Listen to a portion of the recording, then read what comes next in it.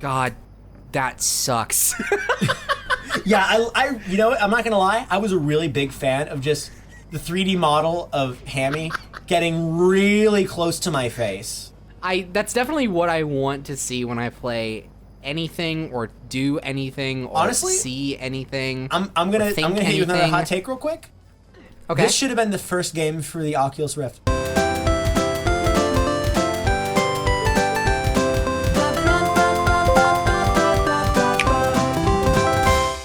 Ryan Penny's 3 missing kids. Well, Well, doing better than me. Ha ha ha. you don't I even don't know. have any What kids does to that? lose. What does that mean? Well, what? Doing better than you? Yeah. Have you lost any of your kids yet? Oh, Yes or I no? think that was the joke. I think that was the joke. The There we joke is go. that the joke is that I don't have kids, and thus I haven't been able to find them. There and we go. thus, We have whipped out our magnifying glasses and we have found the joke. took a long, taxing investigation, but we found the comedy. Everybody, I know what? you were scared. Oh my god, you just got shot by something. You know what I find? You remember what I remember? Oh my god, what's he about to do? Oh, it was a What is trap. happening? I'm trying to console my dead friend.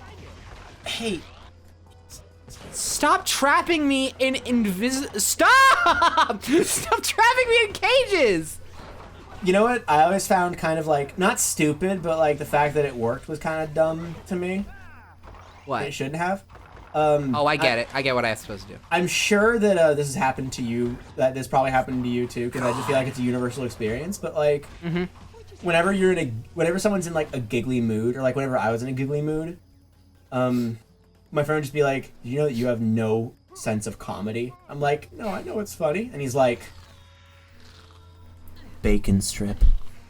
Yeah. No, I have an exact, like, I have a story almost exactly like that. Yeah? My friend Carly and I were talking one time, Yeah. and God, we still sometimes reference this to this day, and it's still, the thing that she said still makes me laugh. So the context is that we were talking about like comedy and how like comedy has to have like context to be funny of some kind. Yeah. Like even the most minimal amount of context. We were just like you, like, obviously you can't just say a word and it's funny. Like Yeah. there has to be something there. Like Yeah. like if it, like, yeah, there has to be something to it for it to be funny. You can't just say something and it's funny. And then Carly was like, yeah, like if right now I just said octopus penis, it wouldn't be funny. And of course, I started laughing. Yeah. But there's context to that. Yeah, and there is, yeah, and which is why I was laughing, but now, because there's that context, she can just say, like, octopus penis in a call, and I'll start laughing because I'll remember what it is going on with it. Yeah. You know But what yeah, really, no, like, you know what yeah. really fucked me up that I thought about a couple months ago? What? So, laughter is a fear reaction, right? Yeah. So that means that every joke has something that we're inherently afraid of within it. Jesus Christ. Literally every time that we laugh, we are inherently scared in some way, shape, or form. And I thought about this. I was like, there's no way that can be right. But you can dumb down any joke to fear. For instance, like puns. We fear that because our own English language that we see in front of us, that we trust to communicate with each other, to send very important life or death messages to each other, are being used for the completely wrong purposes, for the sole purpose of being used incorrectly in a coincidental manner. We're afraid of the fact that we're gonna hear that and like we're gonna misunderstand or some shit. Yeah. So yeah, puns are existential now. Sorry. What about loss? Loss is fear because you never know when it's gonna hit you. Oh my God, Ryan, we didn't find the children. It's okay. I didn't God. find my children either. Oh God, Ryan. You know, my kids, Shadrach, Meshach, and Abednego. Those are your 3 kids. Those are my 3 kids. Last time I saw them, should I go into this joke? I'm gonna lock in a hard yes on this one. Oh yeah, me too. I'm trying to think of some way. No, cool. No, it's fine. Last time I saw them, they were like talking about how they didn't want to like worship some dude. It was weird. I mean, like, It was weird. the guy was really full of himself. But then he came out to me. But then like I noticed they were missing, and I figured I'd talk to that guy about it. Wait. I'm sorry. I'm really sorry to interrupt. I want you to finish the bit so badly, but I have to acknowledge the absurdity of describing a biblical event as, yeah, it was weird. To be fair, almost every biblical event is. But anyway, so it is, but my like, kids, it's just so funny. my kids Shadrach, Meshach, and Abednego, they were like, nah, we don't want to do that. And then the guy was like, it was weird, man. It was weird, man. So then, like, I didn't see him for a while. So I was confused as to where they went. And I assumed they were gone. Like, last I heard from them, I decided to ask the dude that you weren't bowing to, and he was like, oh, because he's Count Flanagan now. Yeah, of course. Fun fact, I was a counselor at a Christian camp, and every time I told the story of Shadrach, Meshach, and Abednego, I would use the voice that we now know as Count Flanagan for that's awesome. the guy. I mean, it fits. It does. But anyway, the king, I was like, Ryan, hey, you want to know what's a really good game mechanic? Sneaking unnecessarily? Making you walk very slowly through a thing that you have no other option of getting around. Uh-huh. It's good. This is a good game. Anyway, keep going. So let me get to this punchline real quick. Bruce, what are you... I guess I'll just never get to the punchline. Sorry. Okay, keep going. This is just jumping into the electric cables like an idiot. So...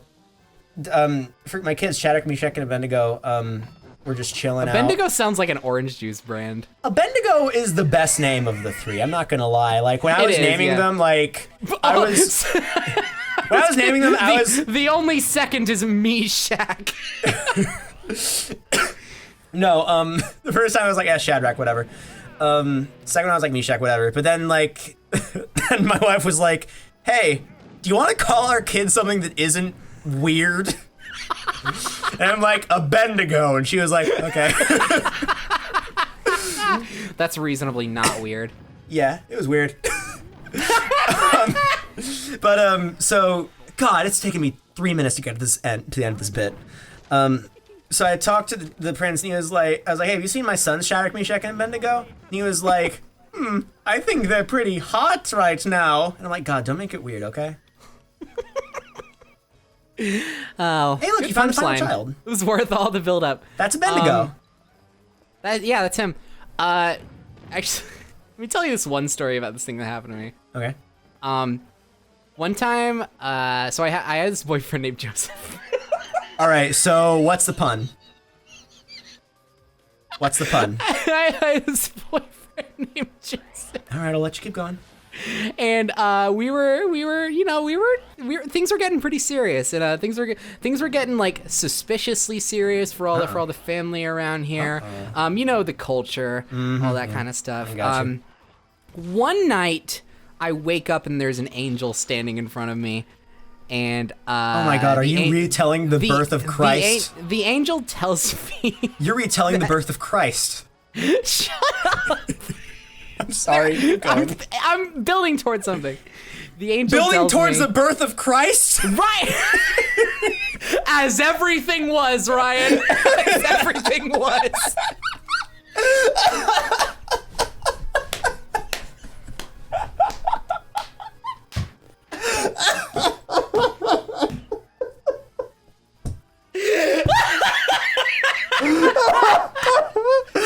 Oh my God.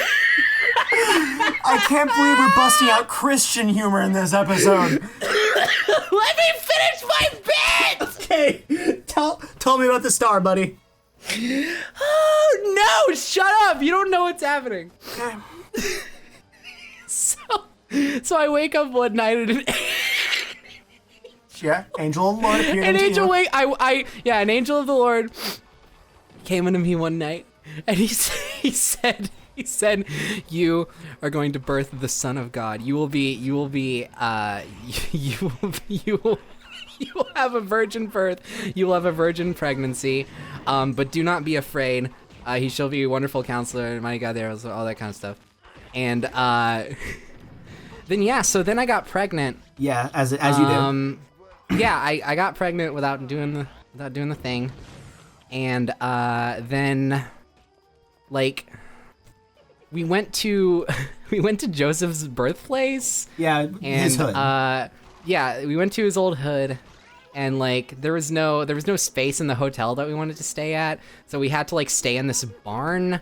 And I had to give birth in a barn, and As you do. yeah, and then like on the night of the birth of this child, a bunch of strangers came up and started giving me gifts and stuff, and they were like, "We heard about this child. He's gonna be the new king." And I was like, "Okay." So yeah, it was weird. Is that what you're leading up to? Yeah. Okay. So since we're just on the discussion of Bible things now, would you like to hear my favorite passage from the Bible? Absolutely. All right. So this is, I know that if any of you are non-religious, this has been a really weird episode for you. Yeah, no, absolutely. I apologize for that. But I bear do with us. want to share this because Old Testament God is like crazy. Yeah. He the is whole he Old is Testament he's hardcore. crazy. He goes hard. He goes hard. This is 2 Kings 2:23 Okay. and 24 and 25. So this is about some guy named Elisha. He's a prophet of the Lord, and of course back in Old Testament times, those dudes were serious business. Can I just the absurdity of what we're discussing right now No, paired let with me- over the hedge Let for me the tell the story, please. Okay. So he's a dude of the Lord. So clearly he's a big deal to that God dude. So of course he was bald though. Right. So let me read this. From there, Elisha went up to Bethel. As he was walking along the road, some boys came out of the town and jeered at him. Get out of here! No. I know about this, yeah. You know about this? Okay. Well, I'm sharing it with the audience. Get out of here, Baldy, they said. Get out of here, Baldy. He turned around, looked at them, and called down a curse on them in the name of the Lord. Then 2 bears came out of the woods and mauled 42 of them to death. God. That's just, like, what? I love that. Those kids did get wrecked for making fun of a bald guy. Yeah, that's why you don't make fun of bald kids. That's the, like, out of all Body the messages, positivity is serious. like, if they're gonna be taking if like all these like Christian Westboro Baptist Church dudes are gonna take any of the Bible stuff out of context, it should be that verse for not making fun of bald people. Yeah. Not saying they've made fun of bald people; they've done a lot of worse stuff. But They've done actively worse things on a consistent basis. yeah, no. But you know, it's still important. Anyway, This was one heck of an episode. I had to say, Yeah, it heck was 'cause weird. We talked about Christian.